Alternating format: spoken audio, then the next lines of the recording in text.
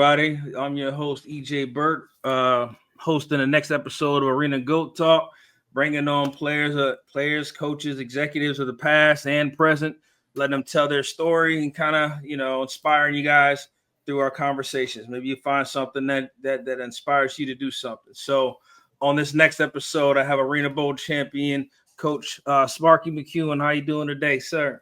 EJ, what's up, baby? I'm doing great. How you doing? Oh, I'm doing all right. Just keeping myself busy and trying to do positive things in life.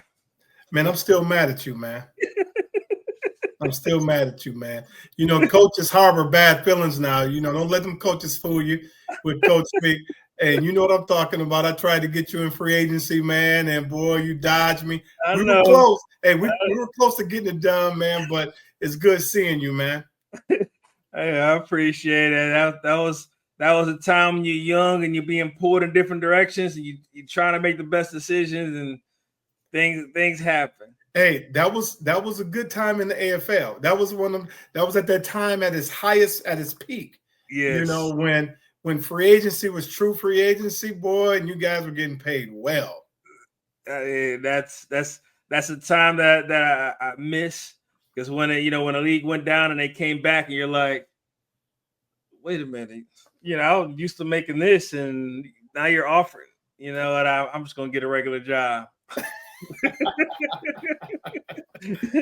So, but yeah, I missed those times, and then you miss the structure of how everything was, the competition. Man, it's just, to me, you can't beat that time. That was kind of like, if you talk to a bunch of the guys, it's like the best times in your life. Absolutely, and I talk to people, to this day, and they ask me about the AFL, and obviously when I was involved with the AFL, from when I started as a player, making the money we made to coaching, seeing guys six figures, it was an amazing time, man. Just seeing that transformation, and then I seen it the other side of it when it went in a totally different direction, So, but nothing but great stories about it. I'm glad to see it's back, obviously. But man, it was good to me and my family while it lasted, and it was good to a lot of families as yours as well. So, but I'm forever indebted to that league, man, and a lot of great people, as the both of us know, that touched our lives, and we touched their lives as well. So, nothing but good things, man, in my heart for the AFL. Definitely. So, it's kind of talk about you. So, where are you from originally? I'm from Grand Rapids, Michigan. That was the great thing about the Grand Rapids Rampage, and there's a story behind that one as well. But I'm born and raised in Grand Rapids, Michigan, with the Grand Rapids Creston High School, and played 3 sports there, and went on to go back there and actually coach in my alma mater. And was able to take that program to some amazing heights, national recognition.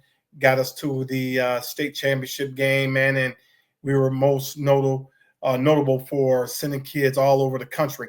1 year we were ranked in USA Today in regards to a recruiting pipeline. So man, we did some big things back here, in Grand Rapids, and then I played my college football at Ferris State University. Ferris State's the power of D2 right now, and I actually went back there after I was done coaching the AFL. That's how I got my start in the collegiate ranks. A good friend of mine, Tony Anisi's the head coach. As soon as he took that over, he actually got a hold of me and wanted me to help him with getting a receiver coach. He wanted someone that had more of a professional background, and I just so happened to be in transition, man. And the AFL was, on that way in a different direction. I said, well, man, let me go ahead and jump off this sinking ship right now. And man, it was a blessing in disguise that he called me, for looking for a receivers position coach. So I jumped in with him, became a coordinator there with him, and the receivers coach, and coach some quarterbacks as well. In my time, and then like I said, so now I go from that and the success we had there. Then I got the head job at Davenport University, where, once again, man, we've taken a program that started from scratch, and we've gotten that thing it ranked as high as number 9 in the country, and we're doing some big things, man. We're doing some big things, so I'm excited about it. We're going to be celebrating our 10th season this year, 9th for me, and it's going to be a good time. It's going to be a good time this year, man. I got a roster full of talented players, and the name of the game though is staying healthy. Yes. So that's kind of where I'm at, man. And it's gone fast, EJ, man. This is my 36th year coaching. When you do what you love, it's not a job. No, it's not. It's not, so man. You're not even counting. No, it doesn't even count. And the thing about it, it's changed so much. And people find themselves talking to someone and myself that truly, you're the bridge to so many different eras of football. Just like we talked about, back when I played in '98, with the Rampage, and then all of a sudden you're winning the championship with the Rampage, and you're talking about guys making 6 figures on average, about $70,000, and then you see it hit the other side, and then you get into the collegiate ranks, and then transfer portal, NIL. I've literally seen it all. And I remember when the transfer portal hit, and I told people, I said, ooh, I said, this is free agent football. Pretty much. And you got to understand, most of the college coaches weren't pro guys. I happened to be a pro guy coaching college. So when the transfer portal hit, that was a huge reason why we were having the success we're having at the collegiate ranks, because I was familiar with how to recruit free agent wise, and as I say that, I look at you and I'm still mad. I keep telling you, man, because I lost that one recruit. And I go hard on that recruiting trail. Hey, EJ, I wanted you bad, man, because I knew that. Hey, I knew that if I landed you, boy, we had a chance to win it all. But that's a tribute to you, man, and the talent you have. But once again, I understood the recruiting level. I understood the recruiting trails, and a lot of people didn't realize, because of my connections that I had at the professional level, it allowed me to get into those places down in Florida, because of, guess what? The Orlando Predators, the Tampa Bay Storm. You see what I'm saying? Yeah. All of a sudden, you've got the LA Avengers. You've got San Jose. I chopped it up with my man, Darren Arbett. I'll call him up. He'll point me in the right direction out there. And then, you got John Elway and Coach Daly out in Colorado. And now all of a sudden, they're looking at, our university and how well we're doing. And I says, you guys just don't know. I touched each coast and in the South of my connections. And I was able to recall on some of those connections, man, and land some nice student athletes up here in the state of Michigan. So the AFL, like I told you, man, I'm indebted to that league and the relationships I built, like with you. I got you one of my former players here, so the pipeline continues. The pipeline continues, and I'm forever grateful. Yes. Yeah. Like I said, I appreciate that time. It didn't on that aspect, it didn't kind of work out, but I do appreciate us kind of staying in touch and being able to, if we can help each other out, it's like a brotherhood. If I'm able to help you out, I can help you out. And if you were able to help me out, you steered, a player to me. Or I remember we were trying to get one this year, but it didn't work out. But, just the relationships and the brotherhood that we built and just being in touch, I definitely appreciate, that relationship we have. Absolutely, man. I tell people all the time, I said, people don't realize when you at the pro level, you're meeting people from all over the country, and your tree and your networking, it just continues to grow, and right now I'm a part of the Minority Coalition, and I sit on the executive board, committee, and it's tremendous platform for young people to get involved in coaching, to see what coaching is all about, to promote, get guys promotions, they help guys, we prepare guys, to coach at the collegiate level, the high school level. Now you're getting into flag football. Now I've kind of, I've coached so long now, man, that I've been connected to so many different people that I get to sit on these different committees and give back, and help, young sisters and young brothers out that's trying to, come up in the profession. And, I love what I do. And like you said earlier, man, it's not a job to me. It's not a job to me. This is my passion, and being part of the coalition and helping, young people get involved, because a lot of people don't even know how to get involved in coaching, And then on top of that, with us, not only do you learn to get involved in coaching, but you learn the do's and the don'ts of the profession. We have different programs and different great speakers and coordinators and head coaches and front office personnel that come on our Zoom calls. So man, I've gotten involved in so many different things, man. And once again, just rubbing shoulders with, Coach Loxley, Coach Zoe that's out in Arizona. These guys have allowed me and my tree to grow that much more in this industry. So coming up, was there a motivation, a driving force for you to, kind of go the path that you were going, playing and coaching? Was there any kind of special motivation in that? Yeah, it was, man. It was a trip, because I figured out throughout the process that I wanted to become a student of the game. Back at the high school level, I had a couple coaches that were advanced. One guy, he's no longer with us. His name was Jamie Hosford. He was a guy that I seen. He was my head coach my senior year, but he brought on board that collegiate style of coaching for all the youngsters, and I kind of gravitated to that. I had another guy that coached me in baseball, Mike Daypre, had a guy that coached me in basketball, and I saw the way that these guys operated and they taught. My big thing, is, man, I love coaching, but more so than coaching, I love teaching, and I've been blessed to have a talent with recognizing talent. And I've also been blessed with understanding schemes and things like that. So that's helped me, tremendously in my travels, but throughout my travels, even when I got to college, man, I had 4 offensive coordinators. Think about this. I had 4 offensive coordinators, and each one of them had a different offense.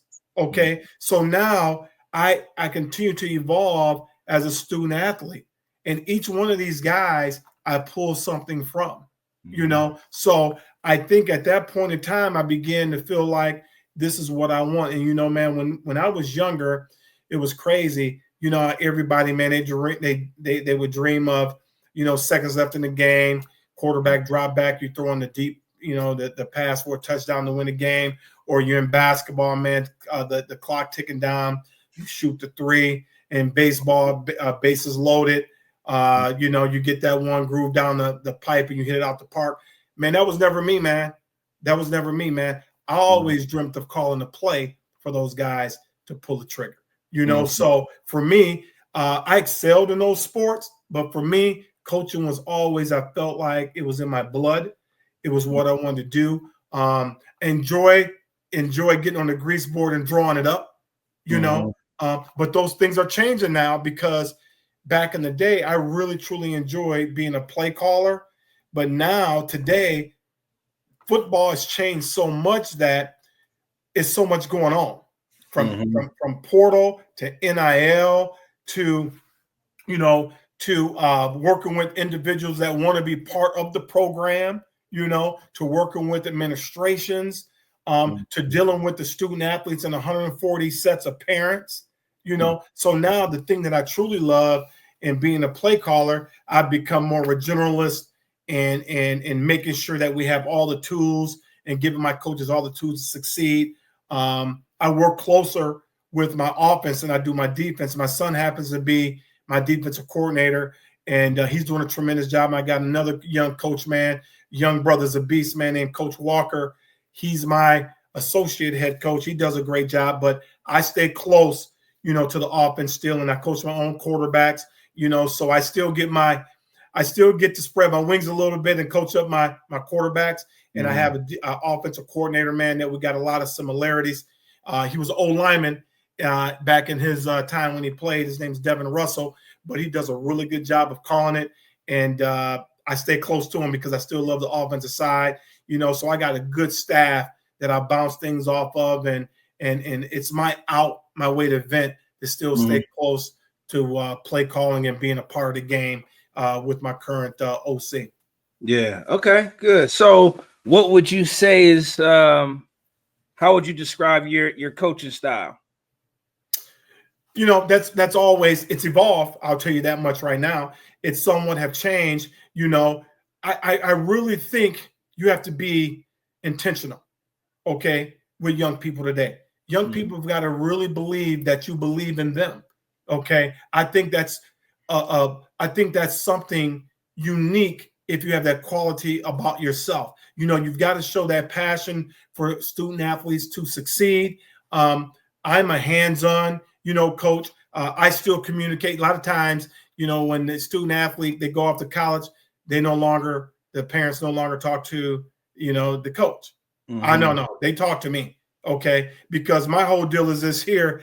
I've got to have and build relationships with my student athletes, and that family's got to trust me. Student athletes got to trust me and understand that I am there to see that young man get his degree.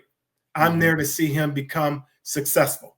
I am there to mentor him because, think about when you were 18 to 23 years of age. You know what I'm saying? Those are very pivotal years in your maturation. Okay. Because it's not complete. I just take the baton and I run with it and helping these families, mold these young men to being great citizens, great fathers, great husbands, the whole nine, So I'm very intentional about what I do with these student athletes. They know exactly where my office is. They know where I stand on things. I'm not one of those leaders, EJ, man, that lead from the back, man. I lead from the front. People know, I know what's going on in my program. Okay. I know what we need in order to be successful in this era, of NIL, in this era of transfer portal. So one of the things that I'm big on and I'm very vocal about is that, if there's anything you need or need to know about my program, just come ask me. I don't run and dodge from the difficult questions. I'm here. I've done this a long time, and I kind of got a pretty good handle on what needs to be done in order to be successful. Yeah. So in your years coming up, right? How did you get introduced to arena football? Like how did that process run? Man, once again, it was one of those situations. Probably we have a similar path on this right here, where Grand Rapids Rampage came to Grand Rapids. Okay. And my oldest son, which is Sparky Jr., and one day, it was one of those deals where he challenged his pops. He was like, Dad, if you was that good, why don't you play for this team that's here, that's coming to Grand Rapids? And I said, you mean that? I said, okay. So, hey, guess what, man? I was already a head high school coach, but they were here, and I was already familiar with Michael Trigg, and Michael Trigg came over from the Mustangs, and they had an open tryout. I went to that open tryout. I lit it up. Okay. And you got to remember now, I was a young head high school coach. So, hey, I was like 30 years of age. A lot of people didn't know that, but I said, my son wanted tickets. I said, this is a way to get him tickets. And then there's also a way to show him that I can still get down, Still got it, man, I went into the open tryout, did my thing. Trigg was familiar with me, and a couple things happened where they weren't playing well. A couple quarterbacks went down, and man, he gave me the call. He remembered the showing that I put on, and the rest was history. My opportunity came.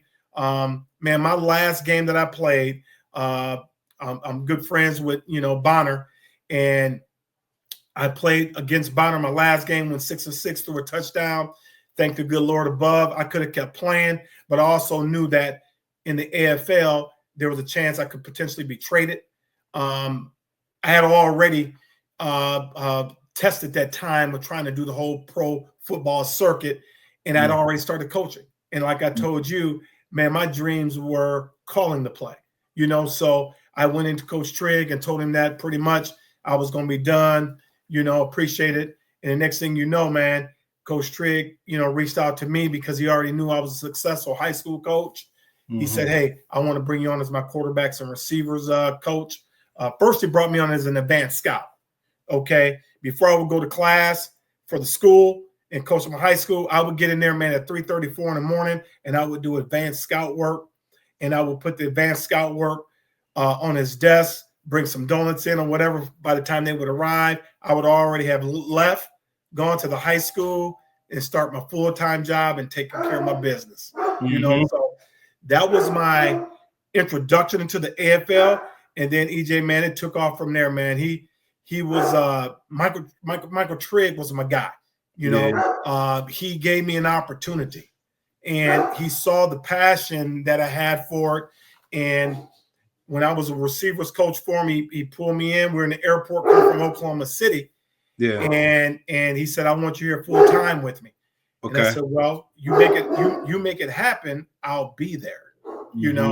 And to his credit, he made it happen, man. And I came, and the first order of business he asked me, because I'd already played in the league now, I knew all the QBs. He asked me, he said, who do you want as a quarterback? I said, Clint Dozier. I told him Clint Dozier, and he looked at me, smiled, and little did I know he had already communicated with Clint. I actually played against Clint. I played against Aaron Garcia. I played against the greats. Yes. I played against all the greats, man. So we went out, man. We got Clint, and then man, the rest was history. We did something that was magical. Brother, when I say magical, it was magical. We were the least paying team in the league because we got all of our players via free agency, through a tryout, free agent tryout camps. We built it from scratch, man. And Michael Trigg, he came from the Markham tree, and Markham, man, was an amazing coach. And then Trigg obviously began to mold my mind in the AFL game, man. And then it kind of took off for me for there. And I kind of went my direction and went his direction. And man, then I kind of, blew up in the league and offenses and, navigating offenses and having 3 receivers over 1,000 yards and quarterbacks posting up, their career, type numbers, So once again, man, I owe a lot, to that league. And that's kind of how I got my start, all off of a young man wanting to get tickets to a pro football team. Okay. So you kind of touched on it, but recruiting, like put in this, let's talk about kind of recruiting that roster. Was it 2001 that you guys won?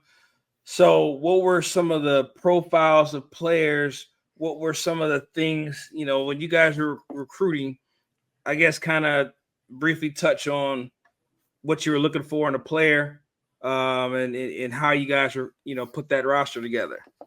Man, first of all, that roster was amazing. It was an amazing roster. You remember that group, man.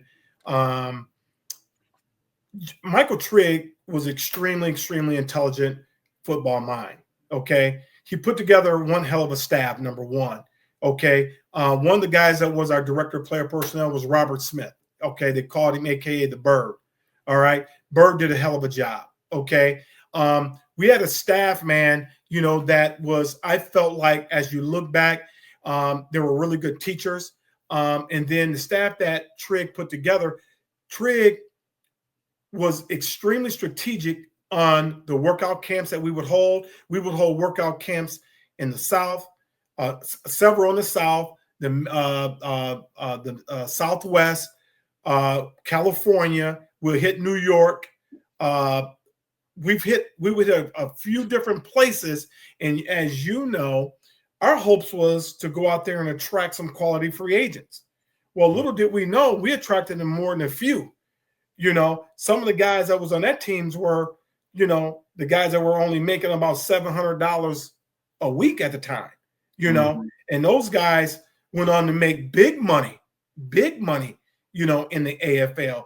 But once again, a tribute to Michael Trigg and how he put that thing together, we wanted to make sure that we went out and got our franchise tag players, the likes of a Clint Dozell, Corey Mayfield, them kind of cats. We had our Bulldogs on that team now, and then those were our first tier players. And then we had our second tier, players, guys that, that in the league that did extremely well, like the Michael Bakers. The Michael Bakers, man, I mean, if everybody could have a Michael Baker on their team as an Iron Man, you would have it all, but he was one of those guys that, he didn't play selfishly. He was very unselfish, okay, to the point where Terrell Shaw, Terrell Shaw was a young man that we found, once again, via a tryout camp, and all of a sudden he becomes the MVP,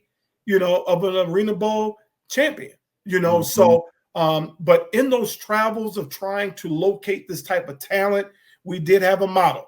Okay, we had our tier 1, our tier 2, and our tier 3 players. Tier 3, obviously, being guys that were extremely talented, but they were going to be of the rookie type, but they had to be talented, and that was going to play with a chip on their shoulders. Okay, we also did one heck of a job of scouring, NFL rosters for cuts, guys that were in camps, and Michael was Trigg. That is, he was well connected, obviously throughout the league from his time that he played in the league as well.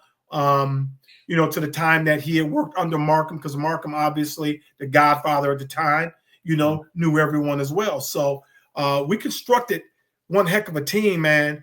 And it was a run that when you look back in history, of the league, you got to remember, man, from 98 to now, I can recall a lot of games and a lot of players and a lot of teams and say that Rampage team, the way it was put together, you could think about the Tampa Bay Storms, you could think about the San Jose Saber Cats, Orlando. You can look at all those blue bloods. Grand Rapids was not a blue blood. It was a small market team that, that we had a young guy come in Michael Trigg that put together from scratch, a tremendous coaching staff.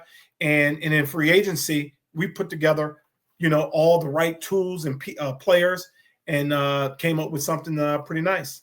Okay.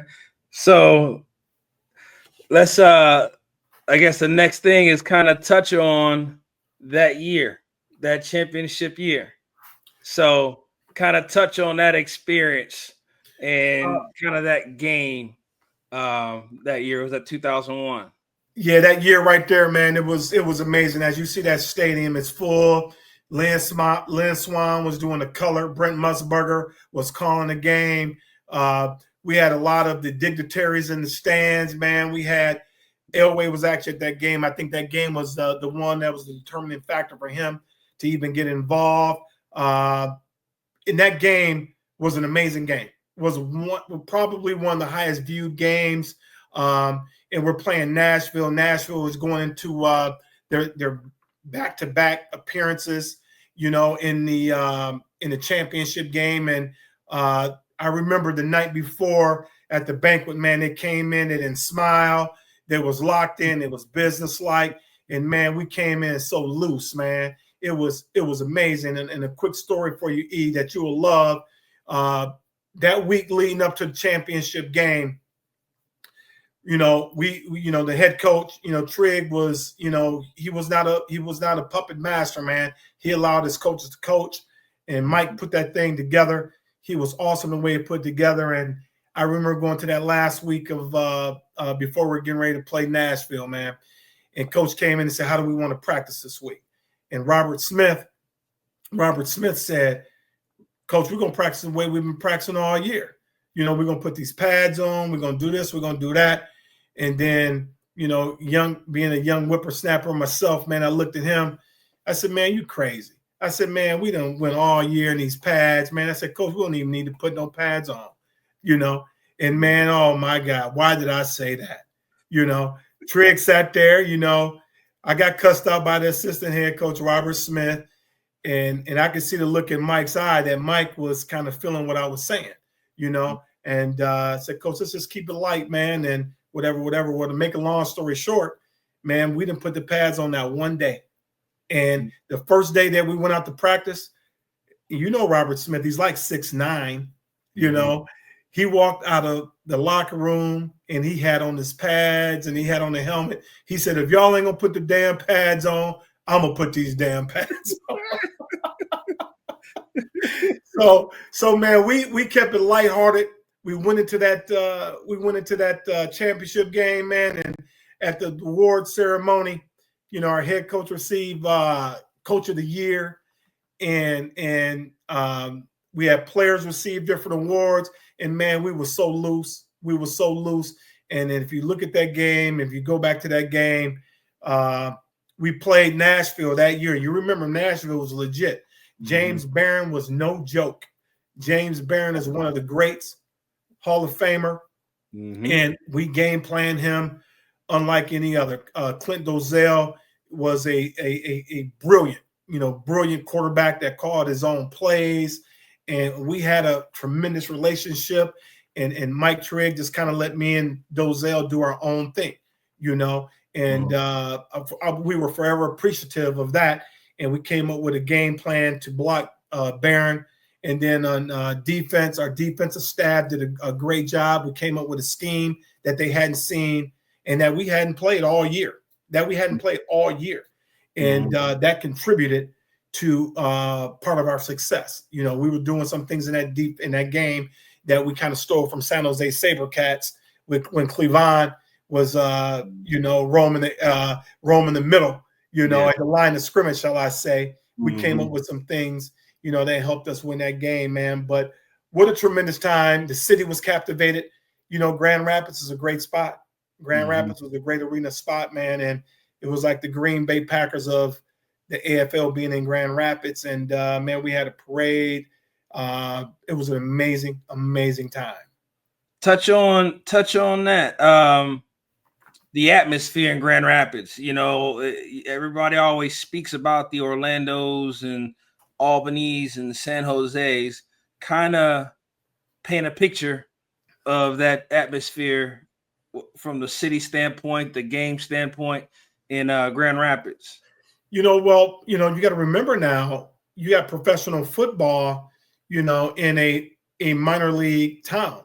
In Sports Illustrated, Grand Rapids was called Minor League USA one year, where we had a baseball team, the Whitecaps, that were extremely successful. We had a basketball team, the CBA, that was extremely, successful. Now you got a football team that was extremely successful. You got a hockey team that was extremely successful. So it was already like the minor league mecca. And then it's a college town. You got a number of colleges that reside here in Grand Rapids. And now all of a sudden, man, you bring a football team, and our fans were electric. You remember, a visit to Grand Rapids, man, the fans were, pretty educated on the game. They got into the game, and, it was quite a few that were pretty loyal to us. It was a great fan base. And so we hated to see it go, but I felt like the AFL was made for cities like, GR, and I know the year we won it, they showed up. And then a couple years after that, we continued to make the playoffs. They continue to show up and support us. So, the community embraced, this ball club, Mr. DeVos, in what he brought to Grand Rapids, they didn't know what to expect. They was like, arena football, what is that? And once it got here, man, it was always a fan favorite. And it truly became a place where players actually enjoyed coming, to play as a free agent. It became a free agent destination spot just because the support reminded you somewhat a little bit of Orlando. Orlando really got into it, and Grand Rapids, obviously, it finally got to that level, but that's what it would kind of remind you of, so amazing city for it. And then the players, once they got here, man, the players embraced the city. One of the things for the Rampage that we got busy with was the community service thing. That's a big thing with arena football. It's a fan-friendly game, and the players, they obviously get out into the community and do different things, and are engaged with, our community. So arena football meant a lot, to the city of Grand Rapids. Okay. Yeah, I definitely remember traveling there, and it the closest I can think of was that atmosphere in like a Green Bay. It's a small town, and it's just like, the city looks at it as, oh, this is our team. It's like a close-knit thing. That was kind of what I got from my experiences going there. Oh yeah. Once, like you just said, those memories are held by many that experience coming to GR and just enjoying their time in the city. All right. So, with your time in arena, you kind of touched on it, but kind of, I guess, add anything else to that when you transition from arena to coaching college.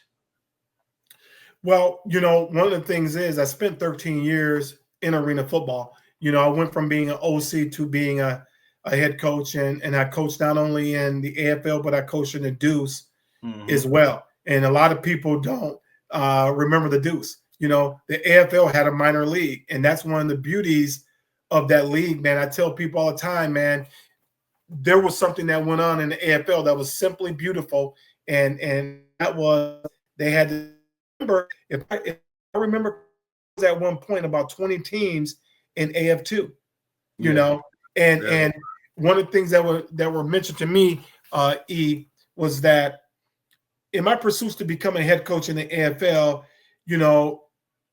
I was that next up and coming young coach, that they wanted to see, get in that seat of being a head coach.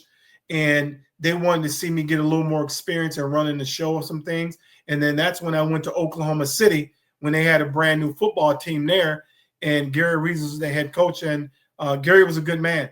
I went there, and pretty much he leaned heavily on me to pretty much run the show. I mean, like put together a roster, and put together some coaches, and the whole nine. And obviously he was going to be the face. And as he got his, because he had never coached at the time, and we went on, man, to break records, attendance records, scoring records. It just went on. And then I springboarded from there and got head jobs, So once again, what a situation to have been in.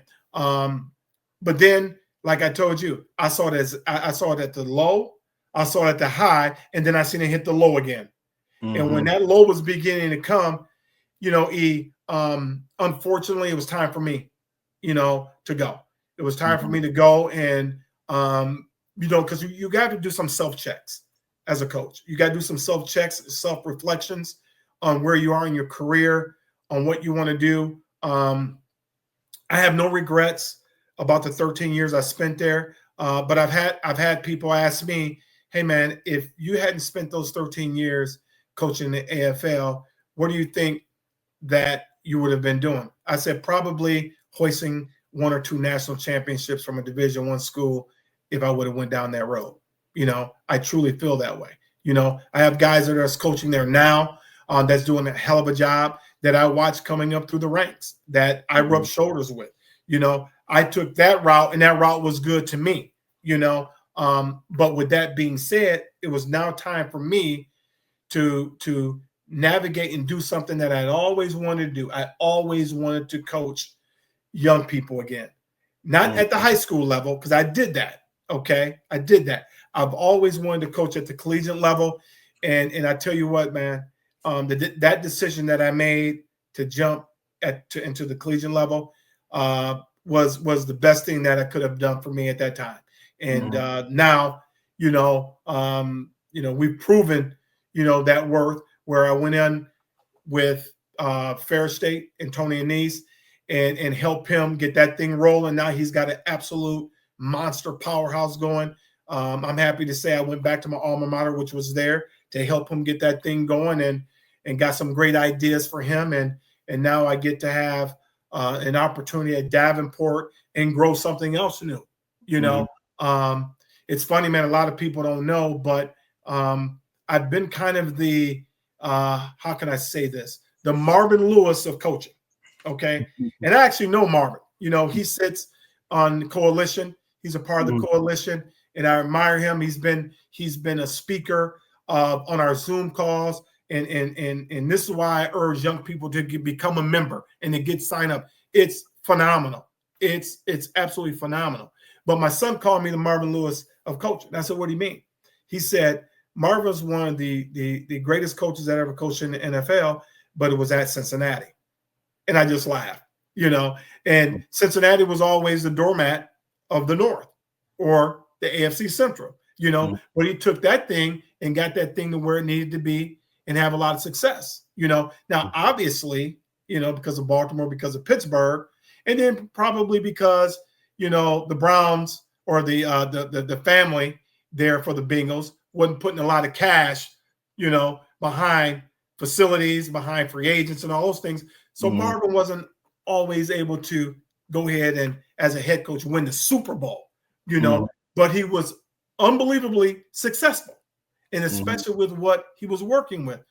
That's who my son calls me, whether it be taking a losing program in high school and getting into the state finals, whether it be, taking a football team that was struggling on the field, off the field, in a professional franchise and build it back up to making a free agent destination spot again and to get them to the playoffs, and to take expansion teams and to get them to the playoffs, and to now take college teams and get them brand new into the college playoffs. So I've always had the ability to do more with less. And for me, that's just my calling. That just happens to be my calling. And we put a lot of work into this, and it takes time, and I've always told people hard work pays. And, and being in the profession so long, I've seen success at every stop. And, it doesn't stop there, man. I'm still hungry because the next step for us is to win a GLIAC championship and then ultimately a national title. All right. So it seems through your career, you've been somewhat, for the most part, kind of loyal to that region where you're at. Is that intentional? I'll put it to you this way. There's been opportunities to leave. Okay. And it's old saying in coaching, every job is not that job. Okay. I've never run for the bag. Okay. It's got to be right. Okay. It's got to be set to win and be successful, not to compete. Okay. It's a difference. I want to win. Okay. Yeah. And I think better than anybody, man. Head coaches need help. Okay. And you need help at every level. Okay. And I tell people, behind a successful head coach is a tremendous coaching staff, a tremendous support staff, a tremendous administration, a tremendous fan base, a tremendous community. Everyone has to be in the boat rowing in the same direction. If you get that, then you know what? It's worth me taking a shot at it. As long as I get those things in place, you know what? I could come in and make some things happen. So there's been opportunities to leave the region. I've gone as far as the Southwest, Oklahoma City. I've had opportunities to go back out in California and coach. I've had opportunities to go down in the Florida area and coach. And I just didn't feel like at the time in my life it was ready. It was that time to make that move. Has there been others coming along kicking tires? Absolutely. Absolutely. But my whole deal is I'm very comfortable with what I'm doing. But I'll never close doors. Absolutely not. I'll never close doors because I am truly a prisoner of coaching football. I absolutely love it. And I have a passion to do it. And I love where we're at now with this NIL stuff because EJ and I know as well. We were already dealing in NIL when we were already in the AFL. We understood that back then. So I still have a lot of that knowledge, that supports me now as I coach right now, as it relates to NIL, as it relates to transfer portal. So I'm not one of those older cats that's getting out the game because they don't understand how this thing is working. I know exactly how it's been working. I've been doing this for a minute, So I enjoy it. It's fun. It's different. It's challenging. It is challenging, knowing that I could go out and recruit me an EJ Burt. You see what I'm saying? But it's every day. It's every day now. Earlier in college, you didn't have to do it that way. Now I know EJ could be a free agent every year. Yes. So you keep those strong relationships that you're intentional about on the recruiting trail, and then hopes is that you'll land some of that type of talent that can help you win it. Okay. Yeah, definitely. So I don't want to hold you up too much, but I always kind of ended out with you giving advice to players who are, still trying to achieve their dreams. They're at a crossroads and need some kind of advice on, what their game plan should be, kind of help steer their vision. What do you have for those guys? A couple things. Okay. I have a side business that I have too. It's called Max Sports Consulting. Okay. And it's just about what you're talking about now, helping youngsters, helping young people navigate through some of the decisions that they must make, whether it be for high school, whether it be for college, or whether it be for pros. All right. And me and my wife are actually doing quite well at it. Okay. It's called Max Sports Consulting. Okay. With that being said, one of the things that I'm seeing right now in the generations that's happening right now is that you can't skip a part of the process, man. You can't. Okay. There's a part of the process called hard work. There's a part of the process called, hey, what are you doing when no one's watching? That part of the process you cannot skip. And us coaches, and you know exactly what I'm talking about, we know those athletes that have taken care of the details in their life. Whether it's financial, whether it's on the field, whether it's off the field, we know those guys that have been intentional about who they are and what their needs are in order to become successful. And so one of the things that I try to impress upon young people is that please don't skip a part of the process. Hey, man, how about this? Why don't you write down your plans? Why don't you write down your goals? If you're trying to get to the league, okay, what's your plan? Okay, you just can't up and pop and boom, you're in the league. No, what is your plan? And now follow the process. Okay, are you getting your butt up at 5, 6 a.m. and getting that run in? Are you getting up that early to go and hit the weight room? Are you now educating yourself? Because these little things right here, man, all you got to do is tap it and type in, what YouTube video you want to find out to be the greatest defensive tackle ever. They didn't have that back in the day. So these young people have so much more education to help them plan out what they need to plan. And then, you know what? Like I told you, don't cut corners, man. Don't cut them. Don't cut them. Because we look for that hardcore football player. When's the last time you heard, EJ, the word gym rat? They don't really use that word, or but I feel like man, I'm kicking you some gems right now. Yes. Hey, you don't hear that one. You don't hear much. So when I go recruit, you know what I ask for, don't you? I say, is he a gym rat? I want to know. I want to know, am I getting that type of character in my building?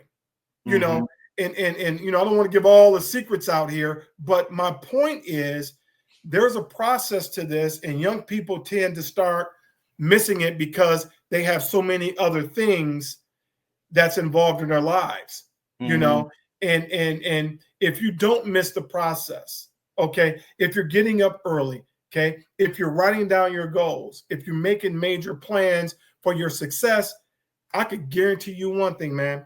You're going to position yourself to get whatever the hell you want in life, And the last thing for me, I just think that it's this thing called discipline.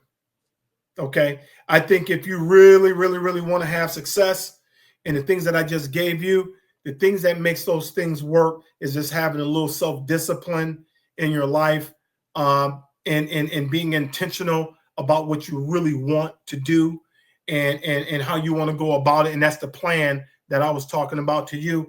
And man, if you can do that, man, the sky's the limit for young people. It's easier to do it now, than it was back then. It's Easier to do it now. More resources.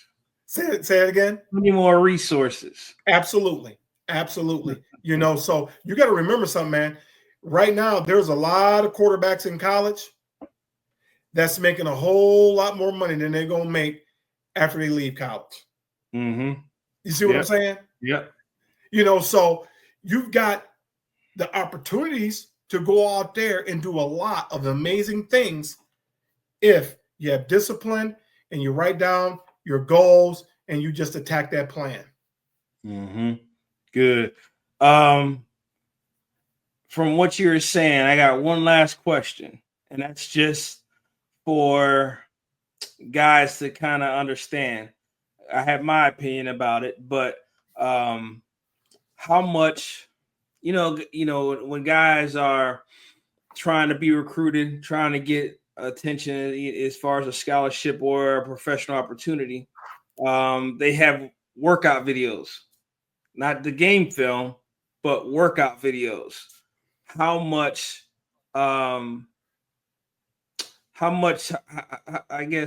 weight does that have on your recruiting process?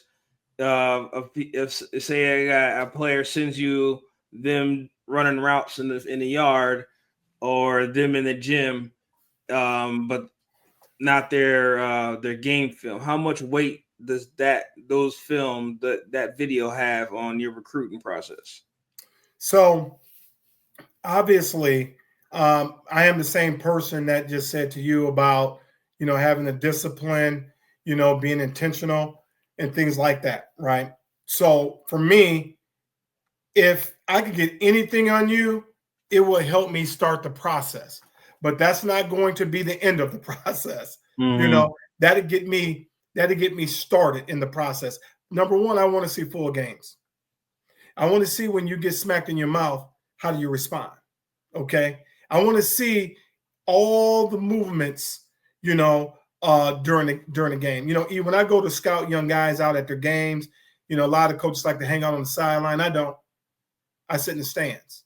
I want to sit in the stands, and I'm gonna watch you from a distance. I want to see how my quarterbacks come off, off the field, and see what their first actions are when they get to the bench. I want to see when they throw a pick, and the rest of the team is feeling some kind of way. I want to see how he handles that on the sideline. And my point is, when I get these videos, that's just a part of the process. And another part of the process is, I tell guys when they come to my camps, I said, quit putting low lights on a highlight, man. I watch kids put a 5-yard catch on a highlight film. Okay. I said, guys, stop it. Stop it. It's called a highlight film for a reason. So those things get our attention as well. But when it comes to the workout videos, I would much rather, number one, we look at highlights. We look at entire games. I have to see entire games. We also do our due diligence with calling and checking your background, see what you've done. Okay, that's really important to us. I want to get all that feedback. I need information on what I'm going to be bringing to my city, to my university. I need this information, to understand and have a better understanding of what I'm getting myself into. But one of the things I would rather see more than some of the highlight films is true workout videos. I love the footwork and the drill work and those type of things. As you know, Coach, you're the same way. We want to see the drill work, man. I want to see if you can bend. I want to see what kind of footwork you have. I want to see your ball skills, your reaction time. I want to see if you can bend. So all the information I could get, I love. Can never be too much information.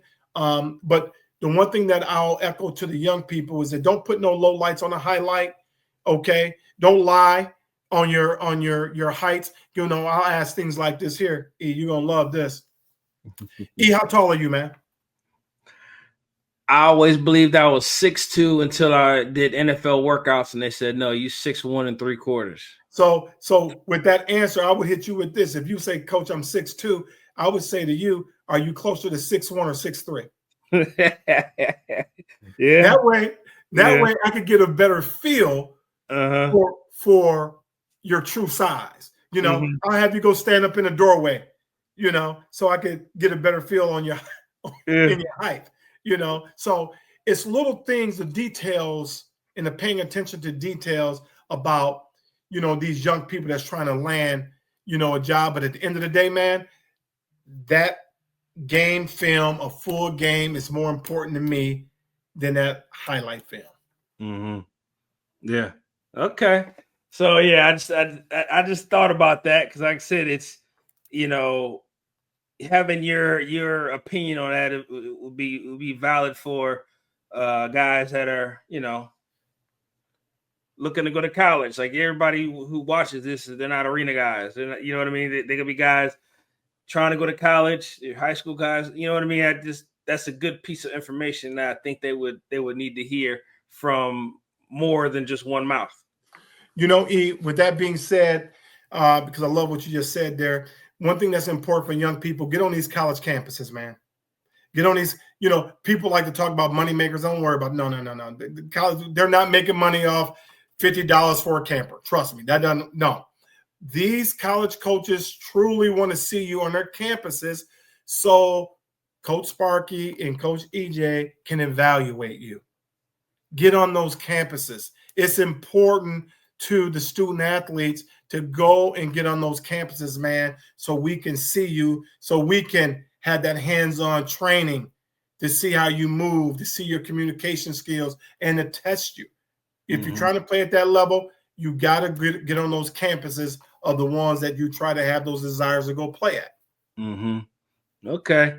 So, but appreciate you coming on, and you know, I know it's right about now, it's starting to ramp up into you know, the summer camp and all that for you. So, but I appreciate you taking time out and coming on, telling your story and just chopping it up with me. Absolutely, always, man. Like I said, from afar, man, you handled yourself as a professional. I loved it.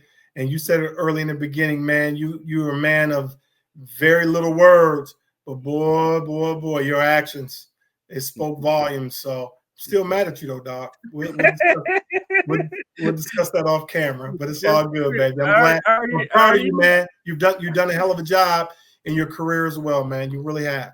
I appreciate you, and you know, I watch you from afar, and you know, proud of the things that you accomplish, and you know, helps keep me inspired. You know, thinking about things I still want to do, and so you know, I need inspiration. I ain't gonna always talk to everybody, but watching what you do, you know, your actions speak louder to me. Your actions speak louder than your words, you know, on a lot of things. So watching what you're doing, like I said, I'm sitting back and admiring what you're doing and appreciating your journey and learning from you. Thanks, man. It means a lot. All right. Again, appreciate you, and we'll go ahead and sign off. But thank you for coming on. All right.